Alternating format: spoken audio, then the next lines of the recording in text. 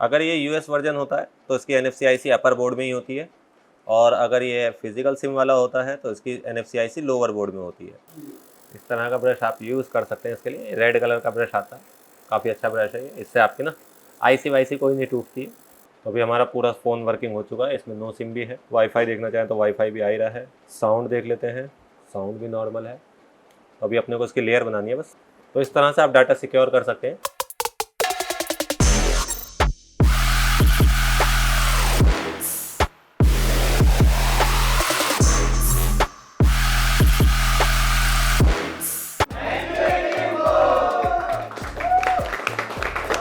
यहाँ पर देखेंगे आप तो इसका पासपोर्ट पे ये फ्रीज हो जाता है। ये प्रॉब्लम आप सभी को पता होगी, जो नए बिगिनर्स हैं उनके लिए है कि ये NFC-IC इसकी डिस्कनेक्ट है। हमारे पास ये आया NFC-IC डिस्कनेक्टिविटी को कनेक्ट कराने के लिए। ऐसा क्यों होता है? एप्पल में क्या है, बायोमेट्रिक के लिए एक अलग से IC डाली जाती है, जो IC आपकी NFC-IC कहलाएगी, और ये NFC-IC लोअर बोर्ड में है। तो कई बार लेयर डिस्कनेक्ट होने से या फ़ोन गिरने से भी ये पासपोर्ट की प्रॉब्लम आ सकती है। तो अभी हम इसे खोल कर देख लेते हैं। ये हमारे पास 15 Pro Max है और ये फिजिकल सिम है। अच्छा, आप NFC-IC चेंज भी कर सकते हैं। वैसे अगर आपकी NFC-IC टूटी हुई निकलती है तो आप उसे चेंज कर सकते हैं, लेकिन चेंज करने के बाद आपको फ़ोन को फ्लैश मारना ज़रूरी रहेगा। तो अगर आपकी NFC-IC ख़राब हो जाती है या टूट जाती है तो आपके पास ऑप्शन तो बचा हुआ है कि आप दूसरी NFC-IC लगा दें, लेकिन प्रॉब्लम ये होगी कि आपका NFC-IC दूसरी लगाने के बाद आपको फ्लैश करना होगा, जिससे आपका डाटा लॉस्ट हो सकता है या होगा ही। तो अभी हम देखते हैं, हमारे पास क्लाइंट का कहना है कि इसका डाटा ही बच जाए और ये चल पड़े पूरी तरह से। तो हम इसका डाटा बचाने के चक्कर में, अगर ये US वर्जन होता है तो इसकी NFC-IC अपर बोर्ड में ही होती है, और अगर ये फिजिकल सिम वाला होता है तो इसकी NFC-IC लोअर बोर्ड में होती है। तो अगर US वाला है तो उसमें ये कंप्लेंट कम देखने को मिलेगी, क्योंकि उसमें लेयर से ये प्रॉब्लम नहीं आ सकती है। लेकिन अगर आपके पास फिजिकल सिम वाला है तो उसमें NFC-IC दूसरे वाले बोर्ड पर होती है। तो उस कंडीशन में ये प्रॉब्लम सेट के गिरने से भी आ सकती है, या किसी टेक्नीशियन ने काम किया हो तो उसकी लेयर अगर ढंग से कनेक्ट नहीं हुई होगी तो भी ये प्रॉब्लम फेस कर सकते हैं आप।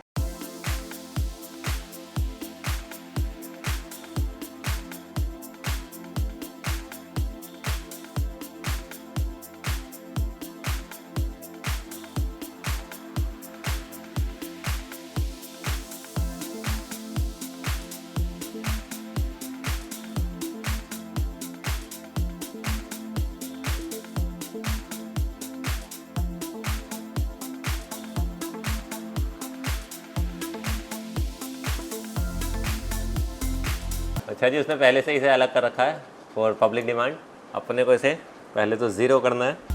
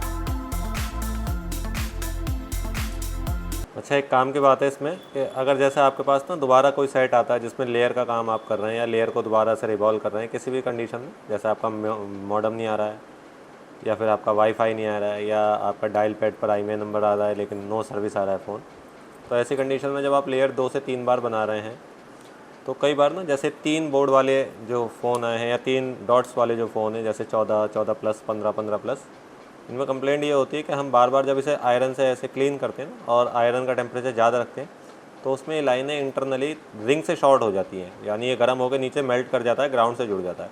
तो कोशिश करें जब आप दोबारा लेयर को क्लीन कर रहे हैं, जैसे पहली बार में तो आप 450 पे आयरन चलाइए, लेकिन सेकंड टाइम में जब आप आयरन से इसे क्लीन कर रहे हैं तो सॉफ्ट टेम्परेचर पर काम करें, ज़्यादा हाई टेम्परेचर पर काम ना करें, यानी 350 पर आपकी क्लीनिंग करें। उससे क्या होगा कि आपका बोर्ड की जो रिंग की लाइन है वो शॉर्ट नहीं होंगी। तो ध्यान रखना इस चीज़ का। उस कंडीशन में क्या होता है कि आप बार बार 3-3, 4-4 बार लेयर बनाते रहेंगे, लेकिन आपका रिज़ल्ट नहीं मिलेगा, क्योंकि आपका रिंग जो है नीचे से वो क्या हो गया है, शॉर्ट हो गया है। हालांकि शॉर्टिंग रिंग की निकाली जा सकती है बिना रिंग को चेंज करें। अगर आप चाहेंगे तो उसके ऊपर भी आपको एक वीडियो मिल जाएगी, कमेंट बॉक्स में ज़रूर डालना कि आपको अगर रिंग की शॉर्टिंग सीखनी है तो कैसे निकालनी है। अगर उस पर 50 कमेंट आए रिंग की शॉर्टिंग लिखकर तो हम उसकी वीडियो डाल देंगे।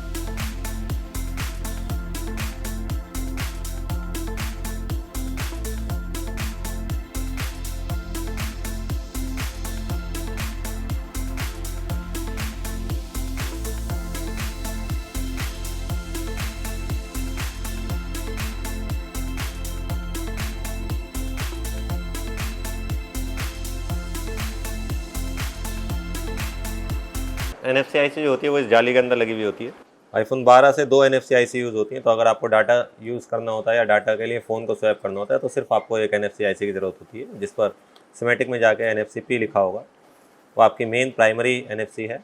दूसरी वाली अगर ख़राब हुई थी वोल्टेज वाली, तो आप उसे डायरेक्ट चेंज कर सकते हैं। आपको फ्लैश या सॉफ्टवेयर वॉफ्टवेयर करने की आवश्यकता उसमें नहीं है। ये सेट मुझे थोड़ा सा वाटर डैमेज भी नज़र आ रहा है, अगर हम कहीं देखें तो वाटर डैमेज भी है। देखते हैं अभी आगे कि हमें क्या क्या करना पड़ सकता है इसमें। रिपेयरिंग जो है ना कहीं एक जगह से नहीं होती है, तो आपको चीज़ों को ठीक करते हुए चलना होता है। वहीं से आपको आइडिया मिलने लगेगा कि आपको क्या क्या काम आगे इसमें करना है।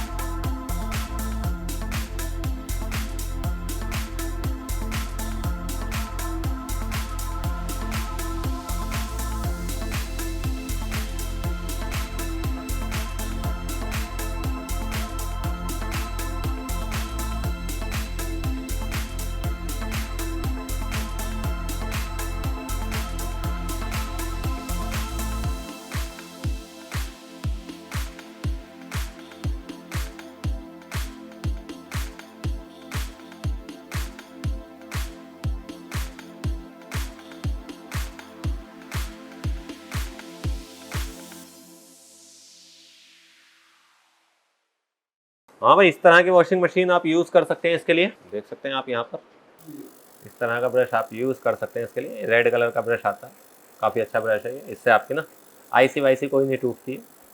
जैसे ई प्रोम वगैरह अगर आप काम कर रहे हैं, कई बार आपके पास सेट आया और आपने क्लीन किया और क्लीन करने में धो दिया, तो इस तरह का ब्रश अवॉइड कीजिए। ये ब्रश यूज़ मत कीजिए इस पर। इससे बेहतर ऑप्शन यही ब्रश है। और अभी मैं आपको इसका रिजल्ट दिखाऊंगा कैसा रिजल्ट आता है इसका। सनशाइन की वो अल्ट्रासोनिक है, हम तो वॉशिंग मशीन बोलते हैं बाकी।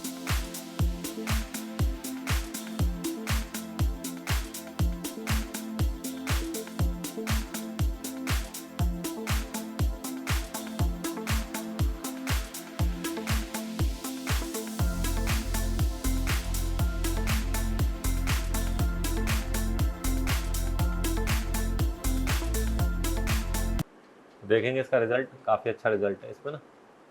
आपका पीपीडी वीपीडी सब गायब हो जाता है। तो अगर वाटर डैमेज कोई सेट आता है, इवन वो किसी ब्रांड में हो, तो आप इसका यूज़ कर सकते हैं। हम F3 ही यूज़ करते हैं इसमें ग्लो रिमूवर के लिए। अलग से कोई केमिकल नहीं यूज़ करता हूँ। बाकी मार्केट में अलग अलग केमिकल है, सभी कोई भी आप यूज़ कर सकते हैं, किसी में कोई कमी नहीं है। जल्दी से साइड सॉकेट पर लगा के देखते हैं कि हमारा पासपोर्ट खुलता है या नहीं खुलता है।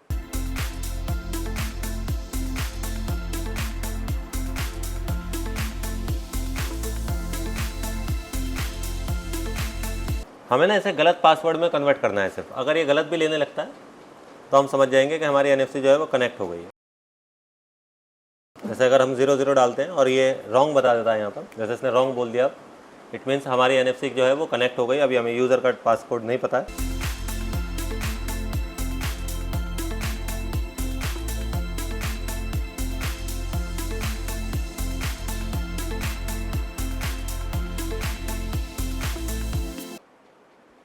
तो अभी हमारा पूरा फ़ोन वर्किंग हो चुका है, इसमें नो सिम भी है। वाईफाई देखना चाहें तो वाईफाई भी आ ही रहा है। साउंड देख लेते हैं, साउंड भी नॉर्मल है। तो अभी अपने को इसकी लेयर बनानी है बस। तो इस तरह से आप डाटा सिक्योर कर सकते हैं।